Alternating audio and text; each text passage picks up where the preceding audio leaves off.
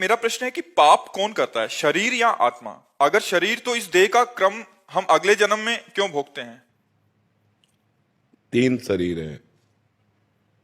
स्थूल शरीर जागृत अवस्था में इसका भान होता है, स्वप्न अवस्था में सूक्ष्म शरीर का भान होता है और सुषुप्ति में कारण शरीर रहता है।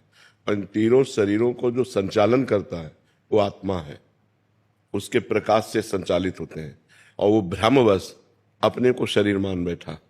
जो अहम है अंतःकरण धर्म में, अंत सूक्ष्म शरीर में अंतःकरण है। अंतःकरण में 4 वृत्तियां हैं। एक है निश्चय जो बुद्धि से होता है, एक है संकल्प विकल्प जो मन से होता है, एक है चिंतन जो चित्त से होता है, और एक है क्रिया को स्वीकार करना, मैंने ये किया, मैं ये करूंगा, उसे अहंकार कहते हैं। बस इसी अहंकार का जन्म मरण होता है।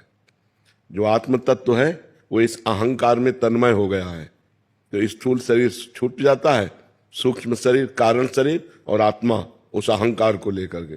तो अहंकार को पूरा का पूरा भोग भोगना पड़ता है। मैंने ये किया, मैं ये करूंगा। अगर उसने पाप कर्म किया तो पाप कर्म भोगना पड़ता है, पुण्य कर्म किया तो पुण्य कर्म भोगना पड़ता है। अब पाप कर्म किया तो सूक्ष्म शरीर, कारण शरीर, आत्म तत्व नरक पहुंचा जाकर उसको वहां यातना देह मिली। अब वहां वो नाना प्रकार की पीड़ाएं भोगता है, मरना तो है नहीं। अगर उसने पुण्य किया, बहुत पुण्य किया, तो देवलोक पहुंचता है, तो सूक्ष्म शरीर, कारण शरीर, आत्मा को देव शरीर प्राप्त होता है। और अगर पाप पुण्य फिर बराबर रहे तो फिर मनुष्य शरीर प्राप्त हो जाएगा। ऐसे बार बार जन्म मरण बार बार भोगना पड़ता है। फिर और भी योनियां हैं, 83,99,999 योनियां, उनमें भोगना पड़ता है। जब भजन के द्वारा हम अपने को मुक्त कर लें इन तीनों शरीरों से तो खत्म हो गया।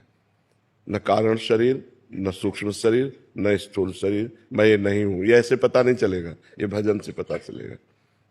जब बुद्धि शुद्ध हो जाती है तब ये ज्ञान हो जाता है, मैं शरीर नहीं हूं अंदर से, तो मोक्ष को प्राप्त हो जाता है। या भगवान में प्रेम हो जाए तो मोक्ष को प्राप्त, 2 के अलावा नहीं।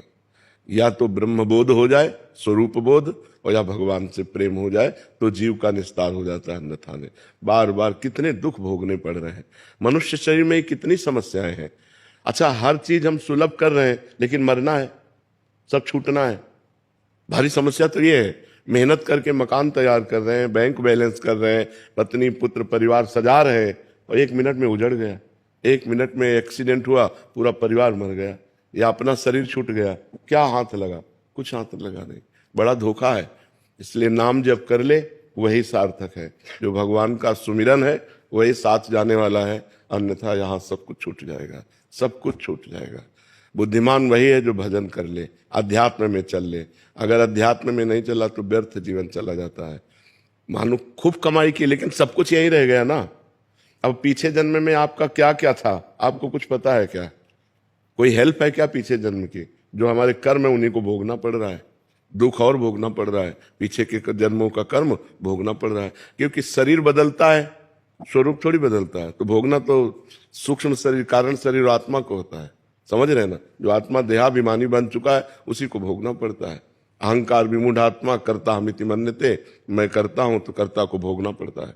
इसलिए नाम जप करो, खूब नाम जप करो। आशुतोष मेहता।